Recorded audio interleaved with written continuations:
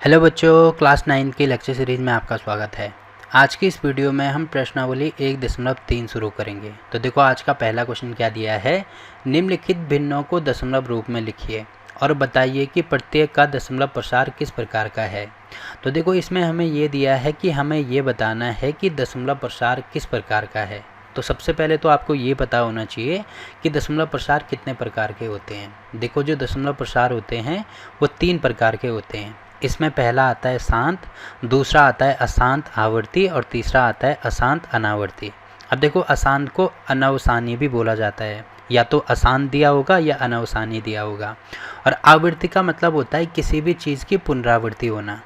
ठीक है, पुनरावृत्ति होने का मतलब जैसे 1 2 कहीं पे लिखा गया है तो 1 2 अगर बार बार आ रहा है, 1 2 1 2 1 2 ऐसे आ रहा है, तो इसका मतलब उसकी क्या हो रही है, पुनरावृत्ति हो रही है। ठीक है, और अनावृत्ति का मतलब होता है किसी भी चीज़ की पुनरावृत्ति न होना, और मतलब होता है नहीं। ठीक है, तो नहीं, पुनरावृत्ति नहीं हो रही है। तो जैसे कहीं पे 1 2 3 4 5 6 7 8 ऐसे लिखा गया है, तो आप यहाँ पे देख रहे होंगे कि कोई भी नंबर ऐसा नहीं है कि जो बार बार आ रहा है, एक के बाद जैसे ऊपर आ रहा था वैसे आ रहा है, ऐसे कोई भी नंबर नहीं है। अब देखो सबसे पहले अगर मैं शांत की बात करता हूँ, तो शांत का मतलब क्या होगा कि जिसमें जो शेषफल है, अगर कभी भी हम भाग करेंगे, भाग करते हुए शेषफल अगर मुझे 0 मिलता है तो उस कंडीशन में वो शांत होता है। अगर शेषफल 0 मिल गया तो वो शांत होगा, और अगर शेषफल 0 नहीं मिल गया तो उस कंडीशन में वो अशांत होगा। अब अशांत भी 2 प्रकार का होगा, एक होगा आवर्ती। आवर्ती का मतलब जैसे अगर नंबर रिपीट हो रहे हैं, जैसे 12 12 12 12 ऐसे करके नंबर रिपीट हो रहे हैं, तो उसका मतलब वो अशांत आवर्ती होगा। और नंबर अगर रिपीट नहीं हो रही है तो वो अशांत अनावर्ती होगा। यही चीज़ें हमें चेक करनी है। तो देखो इसका पहला क्वेश्चन इसमें क्या दिया है, 36/100 दिया है। तो जो बटे में जो नंबर होता है उसका भाग करना है। ठीक है, इसका मतलब ये है कि 100 का भाग करना है मुझे 36 में। अब देखो भाग कैसे करते हैं, सबसे पहले तो हमें नंबर देखना पड़ता है। तो आप यहाँ पे देख रहे होंगे ये छोटा नंबर है, ये बड़ा नंबर है, जबकि भाग के लिए ये बड़ा नंबर होना चाहिए, तभी हम भाग कर सकते हैं। तो इसमें भाग पूरी बार नहीं जाएगा। तो क्या करते हैं, देखो सबसे पहले तो अगर भाग नहीं जा रहा है तो इसमें देखो 0 तो हम लगा नहीं सकते स्टार्टिंग में, तो यहाँ पे क्या लिखेंगे, दशमलव लिखेंगे। अब देखो दशमलव ऊपर लगाएंगे तो यहाँ पे 1 0 बढ़ जाएगी, तो दशमलव लगाया 1 0 बढ़ गई। तो उसके बाद 360 हो रहा है। अब 100 का भाग 3 बार करेंगे तो ये कितनी बार जाएगा, यहाँ पे 300 बार। नॉर्मली भाग करना तो आपको आता ही होगा ना, तो सेम टू सेम जैसे भाग करते हैं वैसे ही करना है। ठीक है, तो यहाँ पे आप देख रहे होंगे यहाँ पे 0 आ रहा है, यहाँ पे 6 आ रहा है, मतलब 60 आ रहा है। अब देखो भाग नहीं जा रहा है, तो अगर मैंने दशमलव लगा दिया, एक बार अगर दशमलव लगा दिया, तो उस कंडीशन में दशमलव लगाने के बाद एक बार मैं 0 लगा सकता हूँ। मतलब यहाँ पे डायरेक्ट बिना 0 लगाए यहाँ पे 0 लगाया जा सकता है। फिर भी अगर भाग नहीं जाता है तो तब यहाँ पे 0 लगाते हैं। ये चीज़ आपको ध्यान रखनी है। ठीक है, तो दशमलव लगा दिया, इसका मतलब 0 में यहाँ पे आसानी से बिना 0 ऊपर बिना 0 लगाए यहाँ पे 0 लगा सकता हूँ। तो यहाँ पे आप देख रहे होंगे 6 बार जाएगा तो कितना हो जाएगा, यहाँ पे 600। अब देखो शेष कितना बच रहा है, 0 शेष बच रहा है। तो मैंने क्या बोला था, जब शेष 0 बचता है तो उस कंडीशन में वो क्या हो जाता है, शांत हो जाता है। तो यहाँ पे देखो पहले ये वाला लिख देना, उसके बाद लास्ट में लिख देना चूँकि जो शेषफल है, शेषफल 0 के बराबर आ रहा है, इसीलिए दशमलव जो प्रसार होगा यहाँ पर लिख देना दशमलव प्रसार क्या है, शांत है।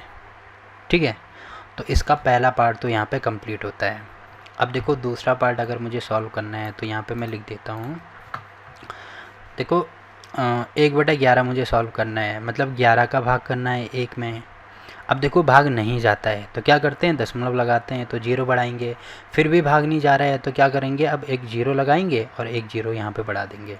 ठीक है, अब देखो कितनी बार भाग जाएगा, 9 बार भाग जाएगा। तो यहाँ पे आप देख रहे होंगे 99 हो रहा है। ठीक है, अब 99 हो रहा है तो इसमें से ये माइनस करेंगे तो यहाँ पे एक रिमाइंडर आएगा। अब देखो एक रिमाइंडर आ रहा है, इसका मतलब मैंने बोला था कि दशमलव के बाद 1 0, मतलब 1 0 मैं डायरेक्ट यहाँ पे लगा सकता हूँ। अब फिर भी भाग नहीं जा रहा है तो मतलब एक और 0 लगाना पड़ेगा। ठीक है, तो यहाँ पे हो जाएगा 100। अब यहाँ पे देखो 9 बार जाएगा तो यहाँ पे कितना हो रहा है, ये 90 नहीं 99 हो रहा है। फिर 1 आएगा, फिर यहाँ पे एक और 0 लगाएंगे, भाग नहीं जाएगा, फिर 0, फिर यहाँ पे हो जाएगा 0। तो आप यहाँ पे देख रहे होंगे ये चीज़ बार बार यही चीज़ वापस आती जाएगी, कि जब तक हम करेंगे तब तक ये चीज़ वापस आएगी। क्या क्या चीज़ें वापस आएंगी, .0909090909 ये चीज़ वापस आती जाएगी। तो आप यहाँ पे देख रहे होंगे कि 0909 रिपीट हो रहा है, 09 यहाँ भी आ रहा है, 09 यहाँ भी आ रहा है, मतलब हर कंडीशन में 09 रिपीट हो रहा है। तो अगर कोई भी चीज़ें रिपीट होती हैं तो इसका मतलब या तो पूरा लिख दो, ऐसे ऐसे डैश लगा दो, या इनके बदले में ऐसे लिख सकता हूँ 0.09 और इसके ऊपर बार लगा दो। देखो बार का मतलब होता है कि ये जो नंबर है जिन जिन के ऊपर बार लगाया जाता है वो नंबर रिपीट हो रहा है। तो 0 और 9 के ऊपर हमने बार लगाया है, मतलब 0 और 9 रिपीट हो रहा है। तो मैंने क्या बोला था, जो चीज़ बार बार आती है जिसकी पुनरावृत्ति होती है उसका मतलब वो क्या हो जाएगा, आवृत्ति हो जाएगी और साथ में अशांत हो जाएगा। अशांत क्यों होगा, क्योंकि यहाँ पे जो शेषफल है वो 0 नहीं मिल रहा है। अगर शेषफल 0 मिलता है तो शांत हो जाएगा और शेषफल 0 नहीं मिलेगा तो अशांत हो जाएगा। अब अशांत भी दो प्रकार के मैंने बताए, एक तो आवृत्ति होगा, एक अनावर्ती होगा। आवृत्ति तब होगा जब नंबर बार बार आ रहे हैं, मतलब बार बार रिपीट हो रहे हैं, तो इसमें बार बार रिपीट हो रहे हैं, इसका मतलब ये अशांत होगा और साथ में आवर्ती होगा। ठीक, तो ये वाला दूसरा वाला भी हमारा आंसर हो गया।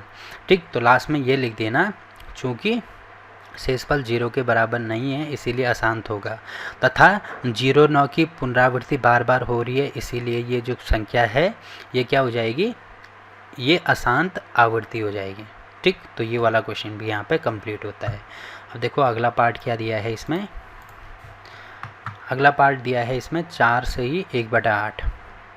अब इसको मुझे सॉल्व करना है, तो सबसे पहले ये जो मिश्रित भिन्न है इसको सॉल्व करेंगे। तो इसके साथ में गुणा किया जाता है और इसके साथ में प्लस किया जाता है। तो यहाँ पे मैं लिख सकता हूँ 4 × 8 + 1 और बटे में यहाँ पे 8 है तो यहाँ पे 8 ही होगा।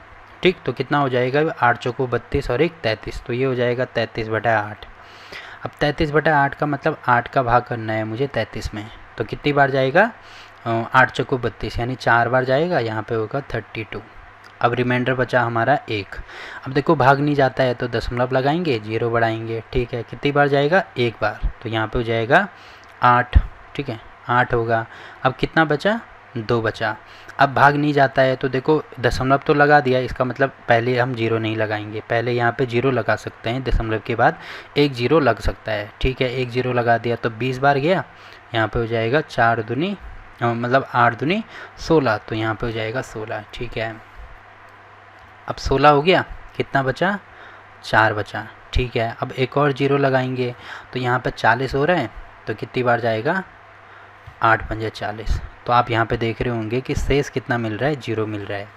अब ये वाला स्टेप कर देना, ये वाला स्टेप कर देना, उसके बाद भाग कर देना, तो यहाँ पे लास्ट में 0 मिल रहा है। अब क्योंकि यहाँ पे लिख देना जो शेष है वो शेष 0 के बराबर आ रहा है, इसीलिए जो दशमलव प्रसार होगा वो हमारा शांत हो जाएगा। ठीक, तो ये वाला क्वेश्चन भी यहाँ पे कंप्लीट होता है। वैसे ही अब देखो इसका अगला क्वेश्चन हमें क्या दिया है, इसमें दिया है 3/13, तो मतलब 13 का भाग करना है 3 में। ठीक है, अब देखो भाग नहीं जाता है तो दशमलव लगाएंगे, 0 बढ़ाएंगे। ठीक है, अब 13 दूनी कितना होता है, 26। अब 4 बचा, भाग नहीं जाएगा तो दशमलव तो लगा दिया, इसका मतलब एक 0 में अपने आप बढ़ा सकता हूँ। ठीक है, 13 3 कितना होता है, 39। अब 1 आया, फिर एक और एक 0 लगाया। अब देखो भाग नहीं जाता है क्योंकि ये छोटा नंबर है, ये बड़ा नंबर है, मतलब एक और 0 यहाँ पे लगाना पड़ेगा। तो 100 मुझे मिल गया। तो 13 7 कितना होता है, 91, तो यहाँ पे 7 होगा, यहाँ पे 91 होगा। अब आप देख रहे होंगे कि यहाँ पे 9 मुझे मिल रहा है। अब 9 मिल रहा है, भाग नहीं जाता है, इसका मतलब एक 0 में लगा सकता हूँ। क्यों, क्योंकि दशमलव यहाँ पे ऑलरेडी लगा है। ठीक है, तो 13 पंजे 65, 13 छक्का 78, तो यहाँ पे देखो 6 बार जाएगा, 13 छक्का 78, तो यहाँ पे हो जाएगा 78। अब कितना बचा, 12 बचा, तो भाग नहीं जाएगा तो 0 लगाएंगे। ठीक है, तो 13 नंबर कितना हो जाएगा, 117।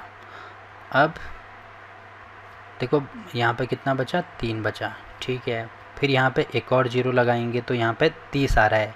अब देखो वही नंबर आ रहा है जो हमने स्टार्टिंग में यहाँ पे लिखा था, 30 यहाँ भी आ रहा है, 30 यहाँ भी आ रहा है।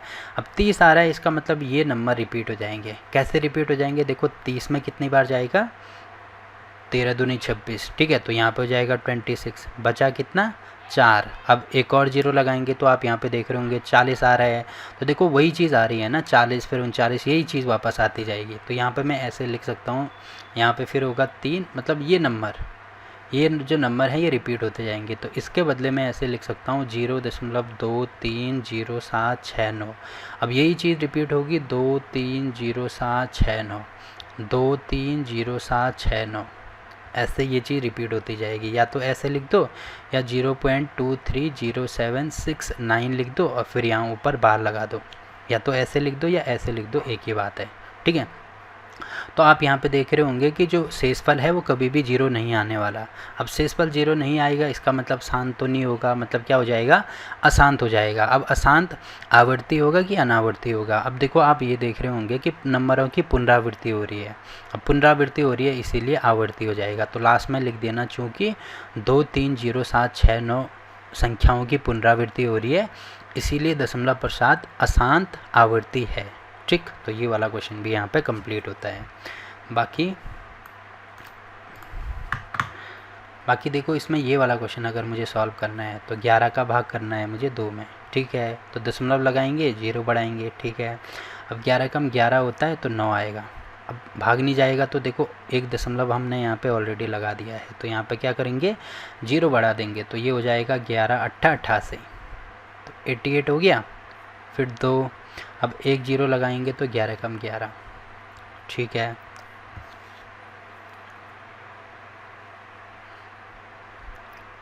ठीक है, तो कितना हो जाएगा यहाँ पे 9। अब यहाँ पे कितनी बार जाएगा, देखो एक और 0 लगाएंगे तो 11 8 88, तो आप यहाँ पे देख रहे होंगे 88 आ रहा है। अब 88 आ रहा है तो वही चीज़ रिपीट होगी, तो कितना बच रहा है, 2, फिर 0 होगा। तो आप यहाँ पे देख रहे होंगे 20 हो रहा है मतलब 1, तो आप यहाँ पे देख रहे होंगे कि 8 मतलब .818181 ऐसे रिपीट होता जाएगा। अब रिपीट हो रहा है इसका मतलब 0.81 का बार हम लिख सकते हैं। अब देखो शेषफल कभी भी 0 नहीं आएगा, 0 नहीं आने का मतलब वो हो जाएगा अशांत और नंबर रिपीट हो रहे हैं यानी आवर्ती। तो यहाँ पे लिख देना अशांत है और साथ में आवर्ती है, ठीक। तो ये वाला क्वेश्चन भी यहाँ पे कंप्लीट होता है। अब ये जो लास्ट क्वेश्चन है ये आपके लिए होमवर्क है। अब इसका जो भी आंसर आएगा वो आप कमेंट करके लिखेंगे कि कितना इसका आंसर आ रहा है, ठीक है। तो इस प्रकार से क्वेश्चन नंबर 1 यहाँ पे कंप्लीट होता है। अब देखो अगला क्वेश्चन क्या दिया है इसमें, देखो इसमें दिया है कि आप जानते हैं कि 1/7 की वैल्यू इसके बराबर है, ठीक है। वास्तव में लंबा भाग दिए बिना क्या आप यह बता सकते हैं कि 2/7, 3/7, 4/7, 5/7, 6/7 के दशमलव प्रसार क्या हैं? यदि हाँ तो कैसे? देखो ये चीज़ जानते हैं कि नहीं जानते हैं ये हमें निकालना है। तो सबसे पहले तो हमें 1/7 इसकी वैल्यू हमें दी है किसके बराबर है, 0.14287 के बराबर है, ठीक है। और इसके ऊपर बार लगा है तो ठीक है बार लगा दो। अब पहले ही मुझे चाहिए यहाँ पे 2/7 चाहिए ना, तो 2/7 मुझे यहाँ पे कब मिल सकता है, क्योंकि मुझे लंबा विभाजन प्रक्रिया तो करनी नहीं है। तो 2/7 मुझे तभी मिल सकता है जब मैं यहाँ पे 2 से गुणा कर दूँ। अगर मैंने यहाँ पे 2 से गुणा कर दिया तो इसका मतलब क्या हो जाएगा, यहाँ पे मुझे 2/7 मिल गया। अब देखो ऐसे ही मैं गुणा तो नहीं कर सकता हूँ, तो यहाँ पे एक काम कर सकते हैं कि 2 से मैंने गुणा कर दिया तो 2 से मैं भाग भी कर देता हूँ। अब इससे क्या फ़ायदा होगा, इससे ये कैंसिल हो जाएगा, वही चीज़ जो पहले थी वही चीज़ मुझे वापस मिलेगी, ठीक है। एक चीज़ आपको समझनी है कि आप गुणा भाग जोड़ घटाना किसी भी नंबर से कर सकते हैं, बस शर्त ये होती है कि जो नंबर हमें पहले मिला था वही चीज़ वापस मिलनी चाहिए। जैसे पहले मेरे पास 1/7 था, तो अगर मैं किसी भी संख्या से गुणा या भाग करता हूँ तो वही संख्या मुझे वापस मिलनी चाहिए। जैसे मैंने 2 से गुणा कर दिया तो 2 से भाग भी करना पड़ेगा, तब मैं इससे ये कैंसिल करके जो चीज़ मुझे मतलब पहले दी गई थी वही चीज़ मिल रही है। आप ऐसे नहीं कर सकते कि 2 से गुणा कर दिया और 3 से मैंने भाग कर दिया, तो उस कंडीशन में पहली वाली चीज़ तो मुझे वापस नहीं मिलेगी ना। तो ये चीज़ आपको ध्यान रखनी है, ठीक है। तो 2 से मैंने गुणा कर दिया और इसको बराबर करने के लिए 2 से भाग कर दिया, ठीक है। अब देखो यहाँ पे तो मुझे केवल 2/7 चाहिए, मतलब ये वाला 2 मुझे यहाँ पे नहीं चाहिए, तो इसका गुणा मैं यहाँ कर सकता हूँ, ऑब्वियसली बात है कर सकता हूँ। तो ये हो जाएगा यहाँ पे 2/7, देखो लेफ्ट हैंड साइड में 2/7 हो रहा है और राइट हैंड साइड में 2 का गुणा इसके साथ में हो जाएगा, ठीक है। ये चीज़ भी आपको समझनी है कि बराबर के इधर अगर ले जाते हैं तो कोई भी चीज़ अगर भाग में है तो वो गुणा में कन्वर्ट हो जाती है, अगर गुणा में है तो वो भाग में चली जाती है, फिर प्लस में है तो वो माइनस में जाएगी और माइनस में है तो ये प्लस में जाएगी। ये आपने छोटी कक्षाओं में पढ़ा होगा। तो यहाँ पे ये चीज़ क्या है, बटे का मतलब होगा भाग, तो ये भाग में है तो राइट हैंड साइड में गुणा में चली जाएगी, ठीक है।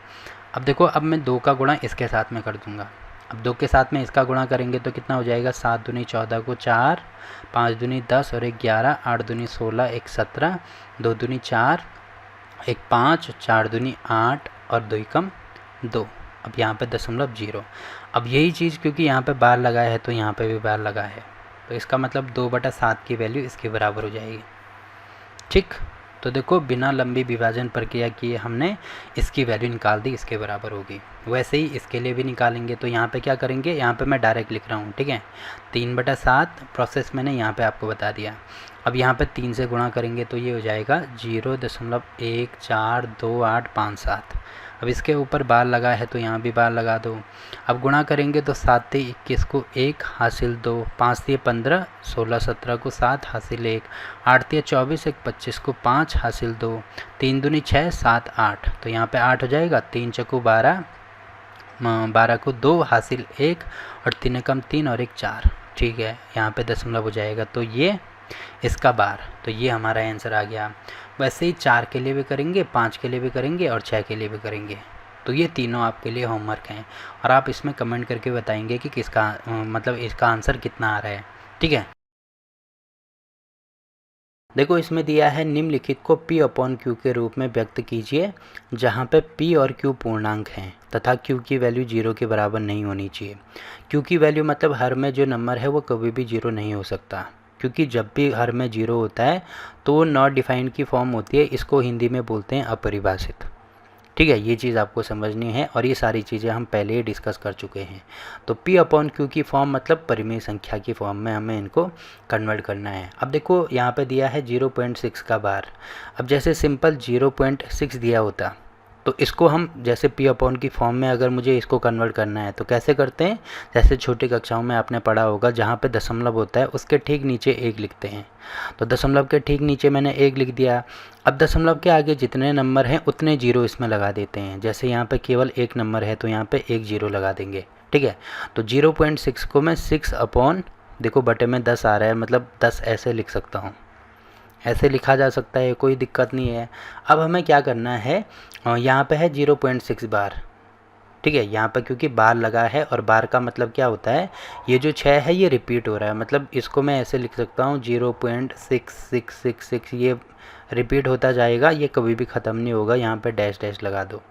तो अगर मान लीजिए इसको मैं ऐसे लिख सकता हूँ, तो मान लीजिए ये x की वैल्यू है, x बराबर इसके है। अब क्या करेंगे, देखो यहाँ पे तो हम 10 से भाग कर रहे थे, बट हम यहाँ पे 10 से गुणा करेंगे। 10 से ही क्यों गुणा करेंगे, क्योंकि हमें ये देखना है कि बार कितने नंबर में आ रहा है। देखो यहाँ पे केवल 1 नंबर में बार आ रहा है, तो 1 के आगे केवल 1 0 लगाएंगे।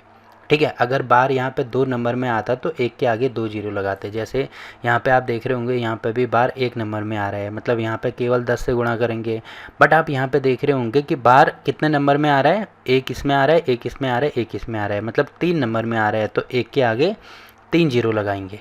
ठीक है, तो ये चीज़ आपको ध्यान रखनी है कि बार जितने नंबर में होगा उतने से गुणा करेंगे। तो यहाँ पे लिखेंगे दोनों पक्षों में, क्योंकि 1 नंबर में बार आ रहा है तो यहाँ पे लिखेंगे दोनों पक्षों में 10 से गुणा करने पर। ठीक है, तो ये चीज़ आप समझ गए होंगे कि 10 से क्यों गुणा किया जा रहा है, गुणा करने पर। अब थोड़ी देर के लिए मान लीजिए ये है समीकरण 1। अब 10 से गुणा करेंगे तो यहाँ पे भी करना पड़ेगा, तो ये हो जाएगा 10x। ठीक है, 10 गुणा x करेंगे तो 10x, और यहाँ पे गुणा करेंगे तो ये हो जाएगा 10 गुणा 0.6666, मतलब ये चीज़ यहाँ पे आगे बढ़ती जाएगी। ठीक है, ये चीज़ हो गई, या आप यहाँ पे बार भी लगा सकते हैं, कोई दिक्कत नहीं है। अब अगर मैं 10 का गुणा इसके साथ में करता हूँ, जैसे मैंने कर दिया, कहीं पे 6.6 लिखा है, उसको अगर मैंने 10 से गुणा कर दिया, तो 10 से गुणा करने का मतलब क्या है, गुणा तो वैसे ही सिंपल ही करते हैं जैसे नॉर्मली किया जाता है। तो सिंपल में गुणा करता हूँ सबसे पहले।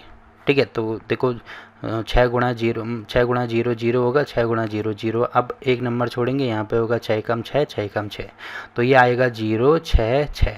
अब दशमलव के कितने स्थान हैं, एक स्थान है, तो दशमलव यहाँ पे लगेगा। तो आप यहाँ पे देख रहे होंगे 6.6 की जगह पे, मतलब 10 से गुणा करते हैं तो 1 दशमलव आगे आ जाता है। ये चीज़ आपको समझनी है, क्योंकि 66 आ रहा है ना, मतलब दशमलव यहाँ पे आ गया। वैसे ही 10 का गुणा किया तो 1 दशमलव, ये जो दशमलव है वो यहाँ पे आ जाएगा। ठीक है, तो यहाँ पे आने का मतलब इसको मैं 6.666 ऐसे लिख सकता हूँ। डैश डैश लगा देना।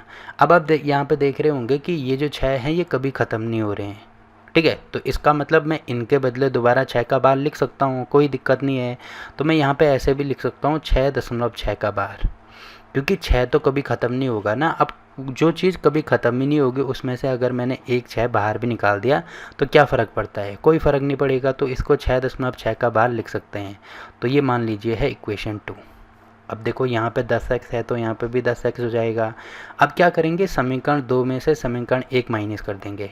तो यहाँ पे मैं लिख देता हूँ समीकरण 2 माइनस समीकरण 1, ठीक है। तो समीकरण 2 में से 1 माइनस करेंगे तो इसका जो लेफ्ट हैंड साइड है ये वाला होता है लेफ्ट हैंड साइड यानी बायां पक्ष, और ये होता है दायां पक्ष यानी राइट हैंड साइड।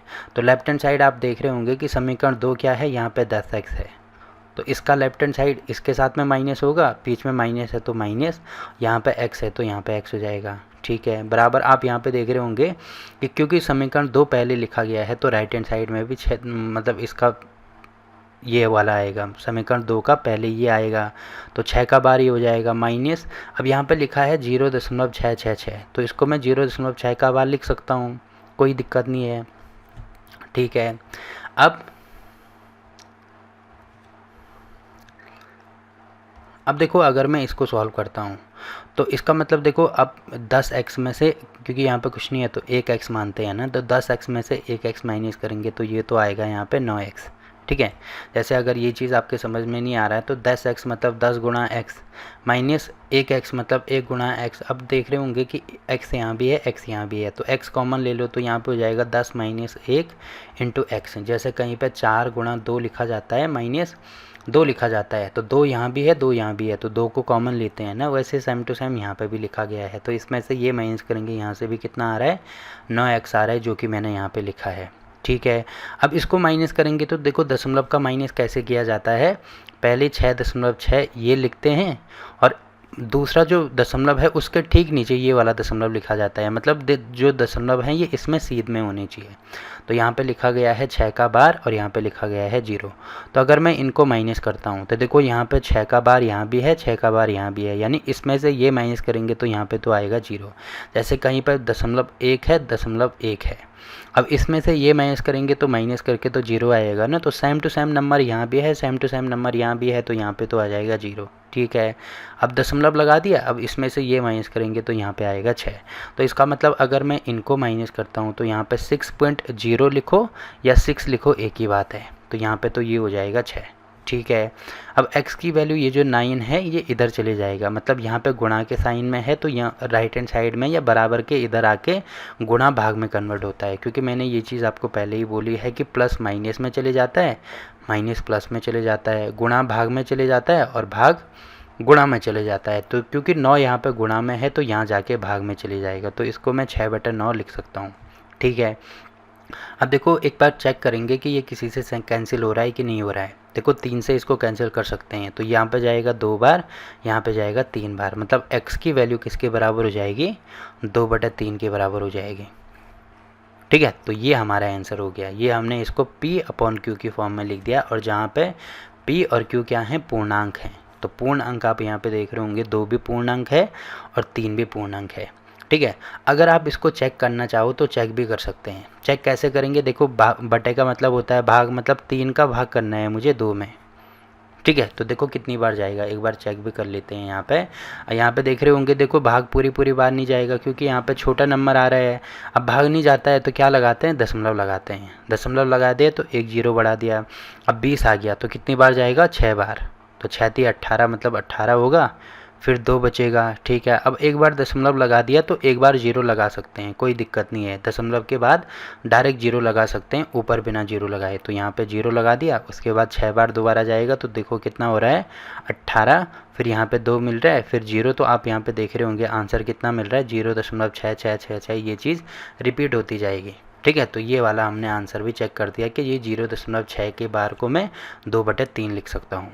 तो ये तो हो गया हमारा पहला क्वेश्चन। अब दूसरा क्वेश्चन हमें यहाँ पे दिया है 0.47 का बार। देखो आप इसमें कन्फ्यूज़न नहीं होना है कि बच्चे क्या कर देते हैं, यहाँ पे होल बार लगा देते हैं। ये होल बार नहीं है, बल्कि केवल किसके ऊपर बार है, 7 के ऊपर बार है। तो इसको मुझे सॉल्व करना है, तो इसको मैं यहाँ पे सॉल्व कर देता हूँ। ठीक है। तो यहाँ पे x की वैल्यू किसके बराबर है, 0.47 का बार, ऐसे लिखा गया है। अब क्योंकि मैंने क्या बोला है आपको, मैंने ये बोला है कि बार मतलब जितने भी नंबर में बार होगा एक के आगे उतने जीरो, तो केवल एक नंबर में बार है मतलब एक के आगे एक जीरो लगा देंगे। तो इसको भी मैं 10 से गुणा करूँगा, तो यहाँ पे लिखेंगे दोनों पक्षों को 10 से गुणा करने पर,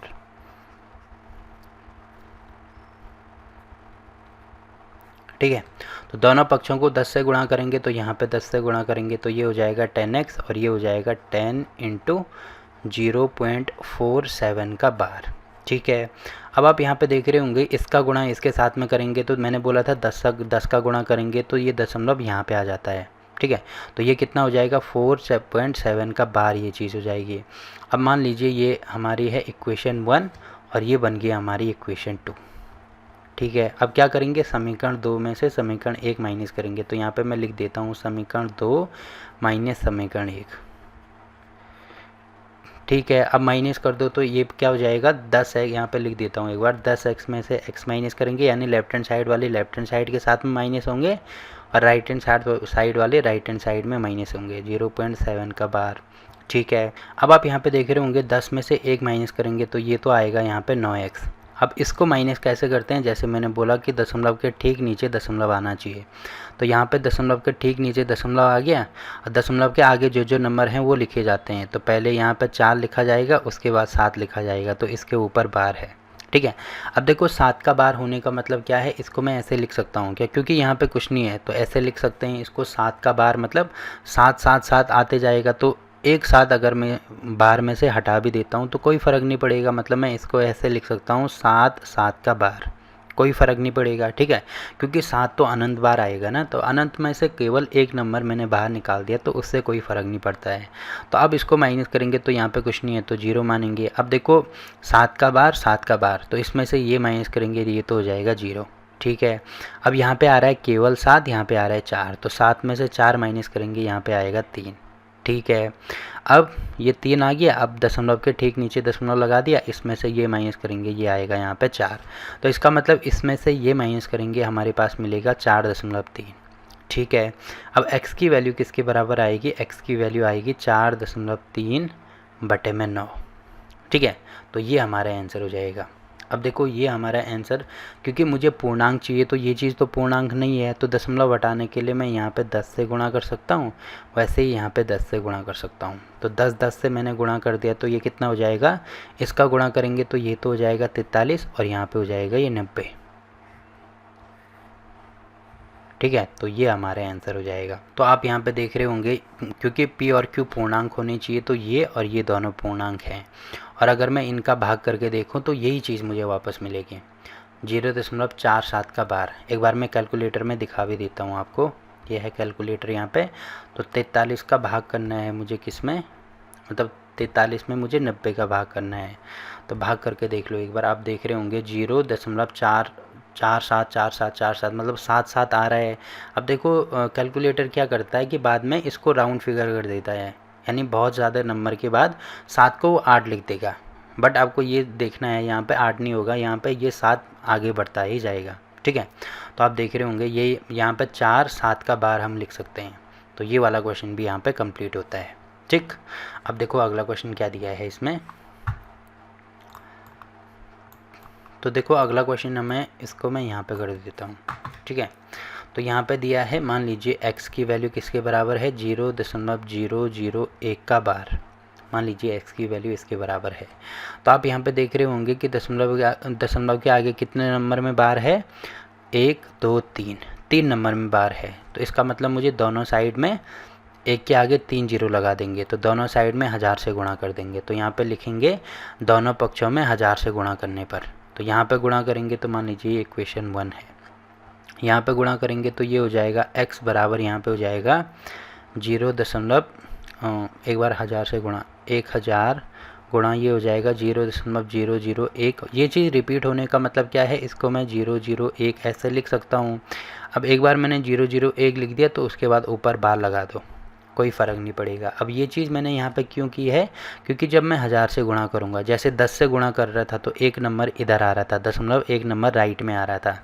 अब 3 जीरो हैं तो इसका मतलब दशमलव के आगे कितने, ये जो दशमलव है कहाँ पे आएगा, 3 नंबर आगे आएगा। तो पहला नंबर ये है, दूसरा नंबर ये है, तीसरा नंबर ये है।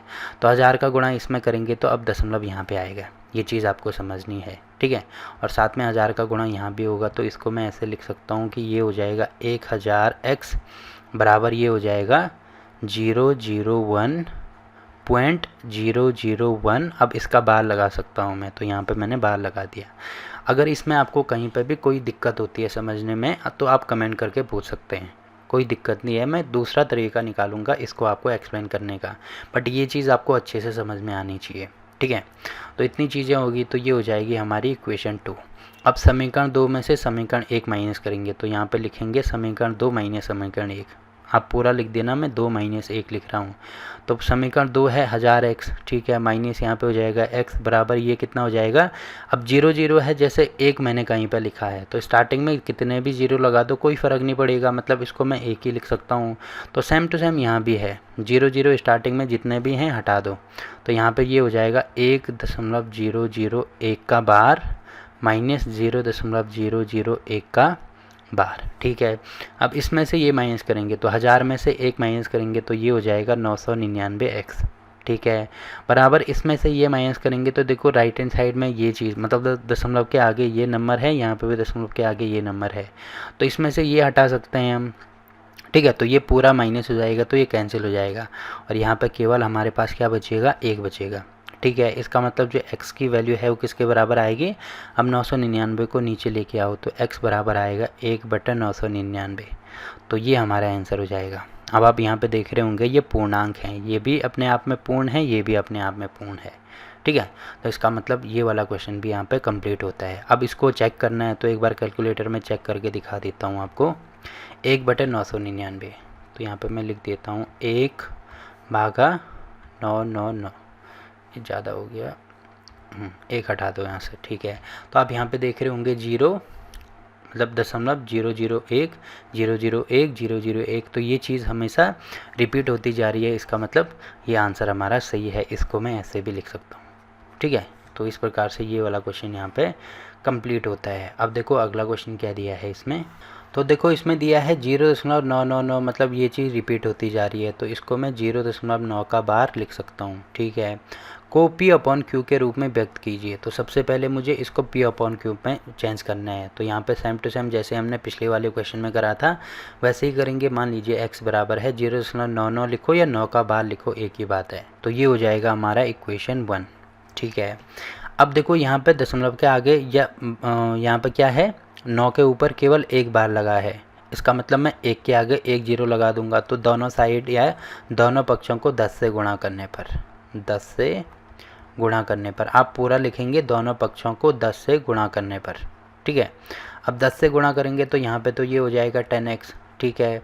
ये कितना हो जाएगा 10, अगर मैं यहाँ पे इसको ऐसे लिख सकते हैं ना 0.999। अब 10 से गुणा कर रहे हैं, इसका मतलब 1 दशमलव यहाँ पे आ जाएगा, तो इसको मैं ऐसे लिख सकता हूँ 9.999 रिपीट होता जाएगा, तो 9 का बार ऐसे लिख सकते हैं, ठीक है। ये हो जाएगी हमारी इक्वेशन 2। अब लिखेंगे समीकरण 2 माइनस समीकरण 1, ठीक है। इसमें से ये घटा देंगे तो 10x ये चीज़ है, माइनस x ये है, यहाँ पे 9.9 का बार ये है और माइनस में 0.9 का बार ये है। अब इसमें से ये माइनस करेंगे तो ये हो जाएगा 9x, ठीक है। अब दशमलव के मतलब दशमलव के राइट हैंड साइड में 9 का बार है, यहाँ पे भी 9 का बार है, तो इसमें से ये माइनस करेंगे तो यहाँ पे तो आ जाएगा 0, ठीक है। अब 9 में से 0 माइनस करेंगे तो ये हो जाएगा 9, ठीक है। अब x की वैल्यू किसके बराबर आ रही है, 9/9 के बराबर आ रही है। तो 9/9 के बराबर आने का मतलब क्या है, इससे ये कैंसिल करेंगे तो ये किसके बराबर आ रहा है, 1 के बराबर आ रहा है, तो मतलब x बराबर हो जाएगा 1, ठीक है। अब 1 का मतलब क्या है, इसको मैं 1/1 लिख सकता हूँ क्या, बिल्कुल लिख सकता हूँ। तो ये आप देख रहे होंगे मैंने इसको P/Q की फॉर्म में चेंज कर दिया, तो ये हो जाएगा 1/1, ठीक है। अब आप यहाँ पे देख रहे होंगे कि इसमें लिखा है कि क्या आप अपने उत्तर से आश्चर्यचकित हैं कि नहीं है। बिल्कुल आश्चर्यचकित हैं, क्योंकि 1 की वैल्यू इसके बराबर हो सकती है क्या, 1 की वैल्यू इसके बराबर, तो ये चीज़ तो सोचनी पड़ेगी, क्योंकि 1 का भाग अगर 1 में करते हैं 1 का भाग अगर 1 में करते हैं तो वैल्यू कितनी आती है, वैल्यू हमेशा ही 1 के बराबर आती है। बट यहाँ पे तो ये चीज़ हमें मिल रही है। अब ये चीज़ हमें कैसे मिल रही है, ये सोचने वाली बात है। आगे दिया है अपने अध्यापक और कक्षा के सहयोगियों के साथ उत्तर की सार्थकता पर चर्चा कीजिए।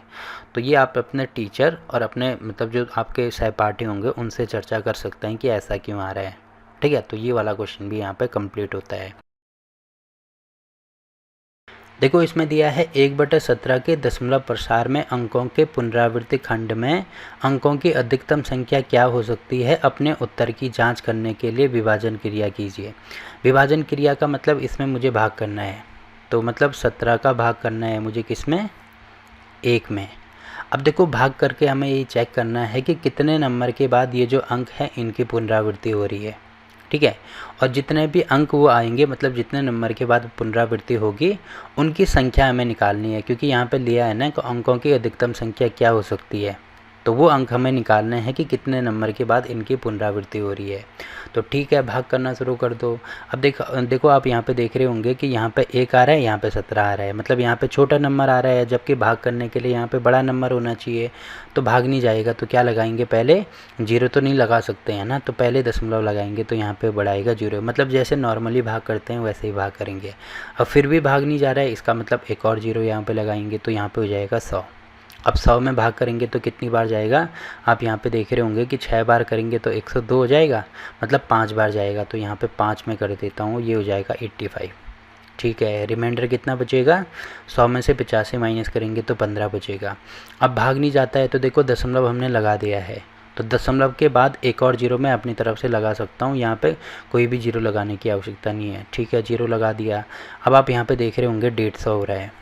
ठीक है, तो 9 बार करेंगे तो 153 यानी ज़्यादा हो जाएगा, तो 8 बार जाएगा, तो यहाँ पे कितना हो जाएगा, ये 136 हो जाएगा। अब देखो ये मैंने यहाँ पे पहाड़ा लिखा है, 17 का पहाड़ा अगर आपको नहीं आता है तो ये देख सकते हैं, और इससे आपको यहाँ पे कैलकुलेशन आसान होगी, इसीलिए मैंने यहाँ पे सुविधा के लिए लिखा है। ठीक है, तो इससे ये माइनस करेंगे तो देखो यहाँ पे हो जाएगा 14। 150 में से 36 माइनस करेंगे 14 हो जाएगा। अब क्योंकि यहाँ पे भी दशमलव लगा है तो इसका मतलब एक और 0 मैं अपनी तरफ से लगा सकता हूँ। अब देखो 140 मतलब दोबारा 8 बार जाएगा, तो यहाँ पे 8 में लिख देता हूँ। ठीक है, तो इसको 136 हो जाएगा। अब कितना बचेगा, इसमें से ये माइनस करेंगे तो 4 बचेगा, फिर एक 0 लगा देंगे तो 40 मतलब 2 बार जाएगा। ठीक है, 17 दूनी कितना होता है 34, तो कितना बचा 6, एक और 0 लगा देंगे तो 60 मतलब 3 बार जाएगा। ठीक है, तो यहाँ पे हो जाएगा 51। अब 51 60 में से ये माइनस करेंगे तो यहाँ पे हो जाएगा 9, फिर एक और 0 लगा देंगे तो 90 में कितनी बार जाएगा, देखो 85 मतलब 5 बार जाएगा, तो यहाँ पे 85 होगा। कितना बचा हमारे पास, हमारे पास बचा 5। ठीक है, एक और 0 लगा देंगे तो अब कितनी बार जाएगा, अब जाएगा 2 बार, तो मतलब 34 होगा।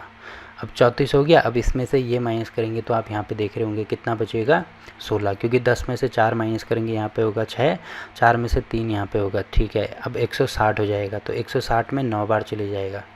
तो मैं इसको थोड़ा यहाँ पे, ये चीज़ें नहीं दिख रही हैं तो ये इसको मैं ऊपर लिखता हूँ ये। अब ये नंबर मैं यहाँ पर लिख रहा हूँ। ठीक है, ये चीज़ आप समझ जाना कि ये मैंने यहाँ पे, क्योंकि मुझे दिखाई नहीं दे रहा है, तो 160 हो गया। ये नंबर मैंने यहाँ से शुरू कर दिया, तो 160 का मतलब 9 बार जाएगा, तो यहाँ पे मैं 9 लिख देता हूँ, तो ये हो जाएगा 153। ठीक है, कितना बचा 7। अब अभी आप देख रहे होंगे कि कोई भी नंबर इसमें रिपीट नहीं हो रहा है। देखो 8 यहाँ पे रिपीट हो रहा था, बट दोबारा इसमें 2 3 5 ऐसे आ गया। अगर 8 8 8 आता तो तब रिपीट होता, देखो अभी भी रिपीट नहीं हो रहा है। अब 7 बार आया, इसका मतलब 0 लगा देंगे। ठीक है, 70 हो गया तो कितनी बार, 4 बार जाएगा, तो यहाँ पे हो जाएगा 68। तो फिर हो गया 2, फिर 0 लगा देंगे तो यहाँ पे 1 होगा, तो यहाँ पे कितना हो गया 17। अब फिर 3 हो जाएगा, दोबारा 0 लगा देंगे तो यहाँ पे कितना हो जाएगा, 1 बार जाएगा, तो ये भी हो जाएगा कितना 17। अब कितना बचा, यहाँ पे हो जाएगा 13। ठीक है, अब 13 हुआ मतलब एक और 0 यहाँ पे लगा देंगे, तो ये हो जाएगा यहाँ पे 130। तो 130 में कितनी बार, 7 बार जाएगा। ठीक है, तो ये हो जाएगा 119। अब 119 का मतलब ये हो जाएगा यहाँ पे 11, फिर 0 लगाएंगे 110 होगा, तो 110 मतलब 6 बार जाएगा। ठीक है, फिर 102 ये हो गया, फिर कितना बचा हमारे पास 8, तो ये हो गया 80। अब 80 में कितनी बार जाएगा, 4 बार जाएगा, तो यहाँ पे मैं 4 लिख देता हूँ। ठीक है, तो ये कितना हो जाएगा 68। अब 68 मतलब 12, अब 0 लगा देंगे तो 120 हो जाएगा। तो 120 में कितनी बार जाएगा, 7 बार। अब देखो 119 हो रहा है, ठीक है, तो यहाँ पे मैं लिख देता हूँ 119। तो कितना बचा, 1 हमारे पास बचा। अब देखो भाग नहीं जाएगा दोबारा, इसमें अगर भाग नहीं जाएगा, इसको मैं थोड़ा और छोटा कर देता हूँ। तो आप यहाँ पे देख रहे होंगे कि भाग नहीं जाएगा। तो भाग नहीं जाएगा तो हम क्या करेंगे, एक 0 लगा देंगे अपनी तरफ से, ठीक है। फिर भी भाग नहीं जा रहा है तो इसका मतलब यहाँ पे एक 0 बढ़ानी पड़ेगी मुझे, तो यहाँ पे हो जाएगा 0। अब आप यहाँ पे देख रहे होंगे यहाँ पे 100 आ रहा है। अब 100 मैंने स्टार्टिंग में देखो यही चीज़ 100 यहाँ से शुरू किया था, इसका मतलब 100 आ रहा है तो वही चीज़, ये सारी चीज़ें इसमें रिपीट होती जाएंगी, ठीक है। तो कहाँ से रिपीट हो रहा है, आप यहाँ पर देख सकते हैं 7 के बाद यहाँ पर ये चीज़ रिपीट हो रही है, ठीक है। 0 लिख दिया, 100 आया, फिर कितनी बार जाएगा, 5 बार जाएगा। तो 5 बार जाएगा तो ये कितना हो जाएगा 85। फिर कितना बचा, 15 बचा। 85 और 15 मतलब यही चीज़ वापस आ रही है, ठीक है। तो इसका मतलब इसके बाद ये चीज़ें रिपीट हो रही हैं, तो यहाँ पे हम ये चीज़ लिख देंगे, ठीक। तो इसका ये चीज़ हमारी आंसर हो जाएगी। इसको मैं थोड़ा अब जूम कर देता हूँ यहाँ से। तो यहाँ पे देख रहे होंगे आप, इसको मैं क्या लिख सकता हूँ, ये हमारा आंसर आ रहा है तो इसको मैं लिख सकता हूँ 0.888235294117 इसका बार लिख सकता हूँ, ठीक है। यहाँ पे मैंने बार लिख दिया, तो ये हमारा आंसर आ गया। और कितने अंकों के बाद, मतलब अधिकतम संख्या कितनी है अंकों की, कि जिसके बाद ये चीज़ पुनरावृत्ति हो रही है। तो 1 2 3 4 5 6 7 8 9 10 11 12 13 14 15 16। तो यहाँ पे लास्ट में लिख देंगे कि 16 अंकों के बाद अंकों की पुनरावृत्ति हो रही है। ऐसे लिख देना कि दशमलव प्रसार में 16 अंकों के बाद अंकों की पुनरावृत्ति हो रही है। तो ये वाला क्वेश्चन भी यहाँ पे कंप्लीट होता है। अब देखो अगला क्वेश्चन क्या दिया है इसमें, देखो इसमें दिया है P/Q के रूप की परिमेय संख्याओं के अनेक उदाहरण लीजिए जहां P और Q पूर्णांक है जिनका एक के अतिरिक्त अन्य कोई उभयनिष्ठ गुणनखंड नहीं है और जिसका शांत दशमलव निरूपण, मतलब शांत दशमलव निरूपण है, मतलब जिसको जो शांत का मतलब मैंने आपको बोला था कि शांत दशमलव निरूपण तभी हो सकता है जब शेषफल कितना आया, शेषफल की वैल्यू 0 के बराबर आए, ठीक है। ये चीज़ मैंने आपको बोली थी। आगे है, क्या आप यह अनुमान लगा सकते हैं कि Q को कौन सा गुण अवश्य संतुष्ट करना चाहिए। तो ये सबसे पहले तो मुझे चेक करना पड़ेगा। सबसे पहले तो मुझे कोई भी ऐसे नंबर लेने हैं जो P/Q की फॉर्म में हो, ठीक है। बट ये चीज़ P/Q की फॉर्म में मुझे नंबर ऐसे लेने हैं कि जहाँ पे क्या हो, P/Q मतलब इनका एक के अतिरिक्त कोई अन्य उभयनिष्ठ गुणनखंड नहीं होना चाहिए। उभयनिष्ठ गुणनखंड का मतलब क्या है, जैसे अगर मैंने ले लिया 10/15, देखो इसमें दिया है निम्नलिखित को P, ठीक है। तो यहाँ पे मैं 10/15 लिख देता हूँ। अब आप यहाँ पे देख रहे होंगे कि अगर मैं 10 के गुणनखंड करता हूँ तो 10 के गुणनखंड क्या हो जाएगा, 3 बोल रहा हूँ मैं, 2 गुणा 5, और वैसे ही 15 के गुणनखंड क्या हो जाएंगे, 5 गुणा 3। तो उभयनिष्ठ का मतलब क्या है कि जो यहाँ पे भी मौजूद हो, यहाँ पे भी मौजूद हो। तो देखो कौन सा गुणनखंड ऐसा है जो यहाँ पे भी मौजूद है, यहाँ पे भी देखो 5 यहाँ पे भी मौजूद है, 5 यहाँ पे भी मौजूद है, मतलब ऐसे गुणनखंड इसमें नहीं आने चाहिए, ठीक है। तो 10/15 को मैं और छोटा करूँगा। कैसे छोटा कर सकता हूँ कि क्योंकि 5 इसका उभयनिष्ठ गुणनखंड है ना, यानी 5 का भाग यहाँ पे भी होगा, यहाँ पे भी होगा। तो अगर मैं 5 का भाग करता हूँ तो यहाँ पे कितना हो जाएगा, ये 5 दूनी 10 और ये हो जाएगा 5 से 15, मतलब 2/3। अब देखो 2/3 को और छोटा नहीं किया जा सकता है, ठीक है। या ऐसे समझ सकते हैं कि अगर मैं इनका HCF निकालता हूँ, इनका HCF हमेशा 1 के बराबर होना चाहिए। जब HCF 1 के बराबर होगा तभी 1 के अतिरिक्त कोई अन्य उभयनिष्ठ गुणनखंड नहीं आएगा। जैसे आप यहाँ पे देख रहे होंगे इनका HCF कितना आ रहा था, HCF ऐसे निकालते हैं जैसे 10 के गुणनखंड कर दो तो ये हो जाएगा 2 गुणा 5, वैसे 15 के गुणनखंड कर दो तो ये हो जाएगा 3 गुणा 5। अब HCF का मतलब जो यहाँ पे भी मौजूद हो, यहाँ पे भी मौजूद हो। तो कौन सा मौजूद है, देखो 5 यहाँ भी है, 5 यहाँ भी है, तो केवल 5 ही है, इसका मतलब इसका HCF आएगा 5। तो उभयनिष्ठ गुणनखंड केवल 1 कब हो सकता है, जब HCF 1 के बराबर आए। तो देखो इसको और छोटा कर दो तो आप यहाँ पे देख रहे होंगे 2 के गुणनखंड क्या हो जाएंगे, अब 2 गुणा 1, और 3 के गुणनखंड क्या हो जाएंगे, 3 गुणा 1। तो HCF क्या आ जाएगा इनका, जो यहाँ पे भी हो यहाँ पे भी हो, तो केवल 1 है, मतलब HCF 1 के बराबर आ गया। ठीक है, ये चीज़ें हमें देखनी है।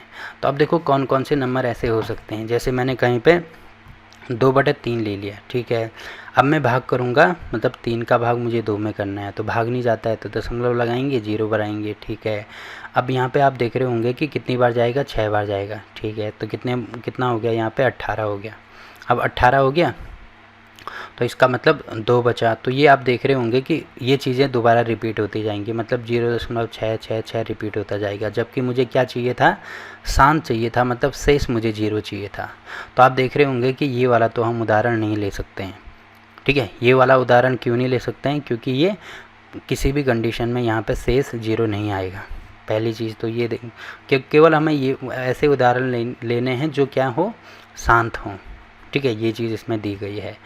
अब देख दो, जैसे अगला एग्जांपल लेता हूँ, मान लीजिए मैंने ले लिया 7/2 मैंने ले लिया, ठीक है। 7/2 जैसे मैंने ले लिया, तो 7/2 लेने का मतलब क्या है कि 2 का भाग मुझे 7 में करना है। तो देखो कितनी बार जाएगा, 3 बार जाएगा, यहाँ पे होगा 6 फिर 1। अब भाग नहीं जाता, दशमलव लगाएंगे, 0 बढ़ाएंगे, फिर 5 बार चले जाएगा, मतलब 7/2 में ले सकता हूँ। तो एक चीज़ मैं यहाँ पे लिख देता हूँ, पहला उदाहरण तो हो गया 7/2। क्यों ले सकता हूँ, क्योंकि यहाँ पे पूरी बार डिवाइड हो रहा है, शेष कितना मिल रहा है, 0 मिल रहा है। तो 7/2 करके मुझे शेष 0 मिल रहा है। तो एक चीज़ मेरी समझ में ये आई यहाँ पे कि बटे में 2 हम ले सकते हैं, ठीक है। भाग में हम 2 ले सकते हैं, बट 3 नहीं ले सकते हैं, क्योंकि अगर मैं यहाँ पे देखो, अगर मैं 3 को ऐसे भी करता हूँ, जैसे मैंने 14 ले लिया, ठीक है। यहाँ पे 2 की जगह पे अगर मैंने 14 भी ले लिया, या कोई भी, जैसे 14 छोड़ो 5 ले लिया, तो 5/3 अगर मैंने कर दिया, तो अगर मैं भाग करता हूँ तो यहाँ पे कितना हो जाएगा, इसका भाग इसमें करना है, तो 1 बार जाएगा, यहाँ पे 2 होगा, ठीक है। फिर दशमलव लगाएंगे, यहाँ पे 3 हो जाएगा, मतलब 2 रिमाइंडर, तो 20 होगा, ठीक है। अब दशमलव लगा दिया तो 1 0 बढ़ा दिया, 20 हो गया। फिर 6 बार जाएगा तो यहाँ पे आप देख रहे होंगे 18 होगा, फिर 2। तो देखो ये चीज़ यहाँ पे मतलब नंबरों की क्या हो रही है, पुनरावृत्ति हो रही है, 6 6 6 6 आगे आता जाएगा। तो इसका मतलब पहली चीज़ तो मुझे ये समझ में आई कि 2 तो मैं बटे में ले सकता हूँ, बट 3 नहीं ले सकता हूँ, ठीक है। अब वैसे ही 4 के लिए क्या चेक करेंगे, 4 के लिए नहीं चेक करेंगे, क्योंकि चाहे 2 आए, चाहे 4 आए, चाहे 6 आए, एक ही बात है ना। अब 6 भी आता है, 6 चेक करेंगे क्या, नहीं करेंगे। एक बार मैं दिखा देता हूँ आपको। देखो अगर मैं 6 चेक करता हूँ, जैसे मैंने लिख दिया 7/6, ठीक है। तो 4 को अगर चेक करेंगे, 2 को चेक कर दो तो 4 ऑब्वियसली चेक हो जाएगा, ठीक। अब वैसे 4 के बाद 5 आता है, पहले 5 को चेक करते हैं, इनको मैं यहाँ से मिटा देता हूँ। देखो इतनी चीज़ें तो आपके समझ में आ गई होंगी ना। तो इसमें शांत के लिए 3 तो बटे में नहीं आ सकता है, 2 आ सकता है, 3 नहीं आ सकता है, क्योंकि नंबर 1 से शुरू होते हैं, तो 1 तो सबके लिए आता है, तो 1 को छोड़ दो, फिर 2 आ गया, 3 आ गया, 4 भी आएगा। 4 क्यों आएगा, क्योंकि अगर मैं कहीं पे लेता हूँ 7/4, अब यहाँ पे 4 हो गया, यहाँ पे 7 हो गया, ठीक है। तो कितनी बार जाएगा, देखो 1 बार जाएगा, तो यहाँ पे होगा 4, बचा हमारे पास 3, ठीक है। भाग नहीं जाएगा, दशमलव लगाएंगे 0, तो ये 30 हो रहा है। इसका मतलब यहाँ पे क्या हो जाएगा, कितनी बार जाएगा, 7 चौको 28, 28 हो गया, फिर 2, अब 1 0 लगाएंगे, तो यहाँ पे देख रहे होगे पूरी बार जा रहा है, 20 आ रहा है, यानी रिमाइंडर 0 हो रहा है। तो इसका मतलब जो Q की वैल्यू है, क्योंकि बटे में Q है ना, तो Q की वैल्यू 2 ली जा सकती है, वैसे ही 4 ली जा सकती है, ठीक है। 3 तो नहीं ली जा सकती है, जो कि आप समझ रहे होंगे। अब 5 लिया जा सकता है कि नहीं लिया जा सकता है, जैसे मैंने कहीं पर ले लिया 8/5। अब अंश में कोई भी नंबर ले सकते हैं, कोई फ़र्क नहीं पड़ेगा उससे, ठीक है। आपको बटे में देखना है, तो ठीक है। ये 5 हो गया, तो यहाँ पे 5 और भागा, 1 बार जाएगा तो कितना हो जाएगा, ये यहाँ पे 5 हो जाएगा। यहाँ पे आप देख रहे होंगे कि ये हो जाएगा 3, दशमलव लगाएंगे, 0 बढ़ाएंगे, तो यहाँ पे हो जाएगा 1.6, मतलब 30 पूरी बार डिवाइड हो रहा है। तो 2 ले सकते हैं, 4 ले सकते हैं, और साथ में 5 भी ले सकते हैं, ठीक है। अब देखो 6 ले सकते हैं कि नहीं ले सकते हैं, ऐसे 6 कर दिया मैंने, तो भाग कर दो, जैसे मैंने 8 ही में कर दिया, ठीक है। आप अपनी तरफ से कोई भी नंबर ले सकते हैं। तो मैंने, क्योंकि छोटे नंबर में भाग करना आसान होता है ना, कैलकुलेशन आसान हो जाती है। तो 1 बार जाएगा, ठीक है, यहाँ पे 6 आ गया, फिर यहाँ पे 2, अब दशमलव लगाएंगे, 0 बढ़ाएंगे, ठीक है। अब आप यहाँ पे देख रहे होंगे 18 आ रहा है, तो 18 आने का मतलब क्या है कि 2 आएगा, फिर यहाँ पे 1 0 लगाएंगे। अब देखो ये चीज़ वापस आती जाएगी, ठीक है, 1.333 आता जाएगा। तो इसका मतलब ये शांत तो नहीं होगा, मतलब किसी भी कंडीशन में मुझे शेष नहीं मिलने वाला। आप किसी भी संख्या से चेक कर सकते हैं। देखो, जो इसका पूर्ण, जिसमें पूरी बार भाग जाएगा, उसको छोड़ के बाकी सब कोई भी नंबर इसमें आप चेक कर सकते हैं। ठीक है, तो शांत तो नहीं आने वाला। तो 6 को हम नहीं ले सकते हैं। अब हम 7 को ले सकते हैं कि नहीं ले सकते हैं, वो हम चेक करेंगे। जैसे मैंने ले लिया, मान लीजिए मैंने ले लिया यहाँ पे 9, और यहाँ पे मान लीजिए मैंने ले लिया 7। तो एक बार जाएगा, यहाँ पे 7 होगा, फिर 2। ठीक है, अब दशमलव लगाएंगे, 0 बढ़ाएंगे तो कितना हो जाएगा ये, 7 दूनी 14। ठीक है, अब कितना हो रहा है ये 6, तो ये हो जाएगा 7। तो 7 8 56 हो जाएगा, तो 56।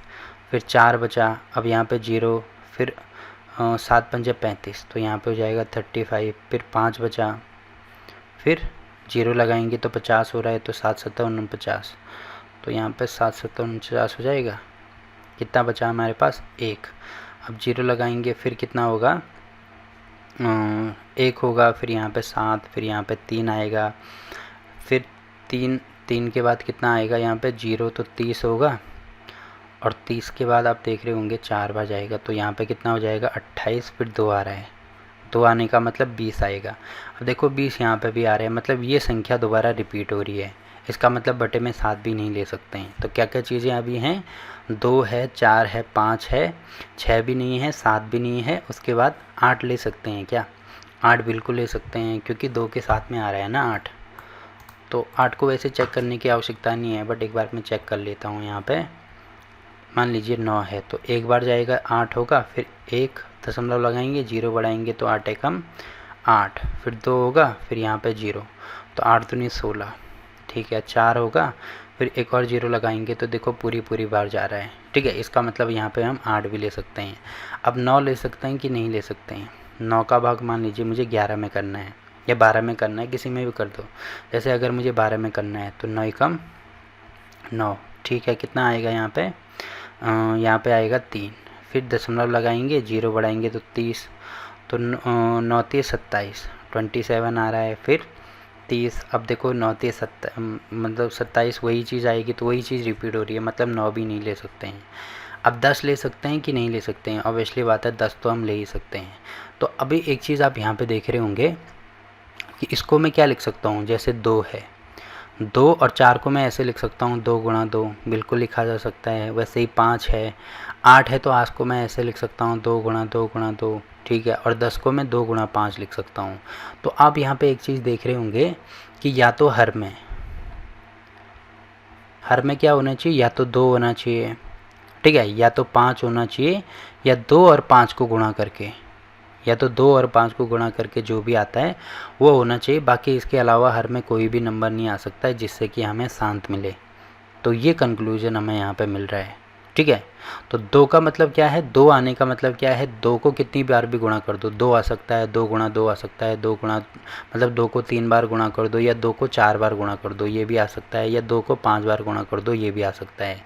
साथ में 2 गुणा 5, ये अगर 2 गुणा 5 आता है ये भी आ सकता है, मतलब 10 आ सकता है, 20 आ सकता है, 30 आ सकता है, ये भी आ सकता है। ठीक है, तो और साथ में 5 भी आ सकता है। अब 5 आने का मतलब 5 आ सकता है, 5 गुणा 5 आ सकता है, 5 गुणा 5 5 5 ऐसे आ सकता है, ये आ सकते हैं, बट बाकी और नंबर नहीं आ सकते। जैसे 3 नहीं आ रहा है, फिर 6 नहीं आ रहा है, फिर वैसे ही 7 नहीं आ रहा है, 9 नहीं आ रहा है, ये आएंगे तो वो कभी भी शांत नहीं होने वाला है। ठीक, तो ये चीज़ आपको समझनी है। तो ये वाला क्वेश्चन भी यहाँ पे कंप्लीट होता है। अब देखो अगला क्वेश्चन क्या दिया है इसमें, देखो इसमें दिया है ऐसी 3 संख्याएं लिखिए जिनके दशमलव प्रसार अनवसानी अनावर्ती हों। तो अनवसानी का मतलब मैंने बोला था, इसका मतलब होता है अशांत। तो शांत कब होता है, शांत तब होता है जब जो शेषफल है, यहाँ पे लिख देता हूँ मैं, शेषफल 0 आए। और अशांत कब होगा, जब शेषफल 0 ना आए और साथ में अनावर्ती होनी चाहिए। तो एक होती है आवर्ती और एक होता है अनावर्ती। तो आवर्ती का मतलब जो रिपीट होता है, और अनावर्ती का मतलब मतलब नहीं, जो रिपीट नहीं होता है। तो 3 संख्याएं लिखनी है तो ऐसे आप कुछ भी ले सकते हैं, जैसे मैंने लिख दिया 1 2 3 4 5 6 7 8 9 11, ये 3 2 3, मतलब ऐसे नंबर मुझे लिखने हैं जो रिपीट नहीं हो रहे हैं। जैसे जहाँ पे ऊपर में बार नहीं लिख सकता हूँ वैसे नंबर कुछ भी लिख देना। पहला नंबर मैंने ये ले लिख दिया, अब यहाँ पे डैश डैश लगा दो। दूसरा नंबर ऐसे लिख सकते हैं 0.1 0.1 0.2 5 6 0.8 7 ऐसे डैश डैश लगा देना, कुछ भी लिख सकते हैं। वैसे ही तीसरा नंबर ऐसे लिख सकते हैं 1 2 3 7 6 5 8 9 1 2 3 6 ऐसे डैश डैश लगा देना। ठीक है, मतलब जो रिपीट नहीं हो रहे हैं, जिनका शेष 0 के बराबर नहीं आना चाहिए और साथ में वो अनावर्ती होनी चाहिए, मतलब वो अपने आप को खुद रिपीट नहीं करना चाहिए, ये चीज़ आपको देखनी है। तो ऐसे तो आप बहुत सारे एग्जाम्पल लिख सकते हैं, जो मैंने 3 यहाँ पे सिंपल से लिख दिए। ठीक है, अब देखो अगला क्वेश्चन इसमें दिया है कि परिमेय संख्याओं 5/7 और 9/11 के बीच 3 अलग अलग अपरिमेय संख्याएं लिखनी है। अपरिमेय की संख्याओं का मतलब वही होता है जो अशांत अनावर्ती होती हैं, उसी को अपरिमेय संख्या कहते हैं। ठीक है, मतलब जो अपने आप को रिपीट नहीं करती है, क्योंकि मैंने बोला था परिमेय संख्या, अगर कोई संख्या परिमेय है तो वो अपरिमेय नहीं होगी और कोई संख्या अपरिमेय है तो परिमेय नहीं होगी। अब पहले तो मुझे ये देखना होगा कि ये कहाँ पे आ रहा है और ये कहाँ पे आ रहा है, तो भाग करके देख लेना। ठीक है, तो मैं यहाँ पे अभी कैलकुलेटर में भाग कर रहा हूँ, आप खुद भाग करके देखेंगे इसको। तो पहले 5/7 करेंगे, तो यहाँ पे देखो 5/7 करके कितना आ रहा है 5/7। तो क्योंकि वीडियो काफ़ी लंबी बन गई तो इसीलिए मैं टाइम बचाने के लिए यहाँ पे डायरेक्ट भाग कर रहा हूँ। तो आप यहाँ पे देख रहे होंगे इसमें आ रहा है 0 पॉइंट, मैं यहाँ पे लिख देता हूँ, ये आ रहा है 0.71, कितना आ रहा था वो 0.714285। अब आप देख रहे होंगे ये चीज़ दोबारा रिपीट हो रही है 714285। तो ये चीज़ रिपीट हो रही है, मतलब मैं इसका बार लिख सकता हूँ। तो पहले तो यहाँ पे पहला नंबर ये आ रहा है। ठीक है, अब 9/11 अगर मैं करता हूँ, ठीक है, तो यहाँ पे 9/11 अगर मैं करता हूँ तो कितना आ रहा है 0.818181, मतलब 81 रिपीट हो रहा है। तो 0.8181 ये चीज़ रिपीट हो रही है। अब इनके बीच में 3 अलग अलग अपरिमेय संख्याएं मुझे लिखनी है। अपरिमेय संख्याएं का मतलब मैंने आपको अभी बोला क्या आनी चाहिए, वो अनवसानी या अशांत अनावर्ती आनी चाहिए। ठीक है, मतलब वो रिपीट नहीं होनी चाहिए। तो कैसे लिख सकते हैं, जैसे यहाँ पे 0.71 आ रहा है ना, तो 0.71 और 81 इसके बीच में क्या हो सकता है, जैसे इसके बीच में हो सकता है 75। ठीक है, तो 0.75 लिख दिया, उसके बाद 2 3 4 8 5 6 9 4 2 0 2, मतलब कुछ भी लिख सकते हैं जो रिपीट नहीं होनी चाहिए। तो यहाँ पे आगे डैश डैश लगा देना। पहली संख्या ये होगी, अगली संख्या 0.75 होगी, 76 ले सकते हैं, इसमें भी ऐसे ले लेना 3 7, मतलब रैंडमली हमें कोई भी नंबर लेना है जो रिपीट नहीं कर रहे हैं, तो ऐसे ले सकते हैं। अगला ले सकते हैं 7 9। ठीक है, तो यहाँ पे 7 9 फिर 8 5 2 3 4 6 3 8 ऐसे नंबर हम ले सकते हैं। तो इनके बीच में ये नंबर आ गए। ठीक है, आप चेक करके देखना, ये 71 और 81 इनके बीच में ही ये सारे नंबर हैं। तो ये हमारे इसके आंसर हो गया। आप अपनी तरफ से ये लिखो या अपनी तरफ से भी कुछ भी लिख सकते हैं, बट ये होना चाहिए कि 71 और 81 इनके बीच में ही वो नंबर होने चाहिए। ठीक, तो ये वाला क्वेश्चन भी यहाँ पे कंप्लीट होता है। अब अगला क्वेश्चन इसमें दिए है कि बताइए कि निम्नलिखित संख्याओं में कौन कौन संख्याएं परिमेय और कौन कौन संख्याएं अपरिमेय हैं। तो परिमेय संख्याएं वो होते हैं जिसको हम P/Q की फॉर्म में लिख सकते हैं, और जिनको हम P/Q की फॉर्म में नहीं लिख सकते हैं वो होते हैं अपरिमेय संख्याएं। जैसे √23 है।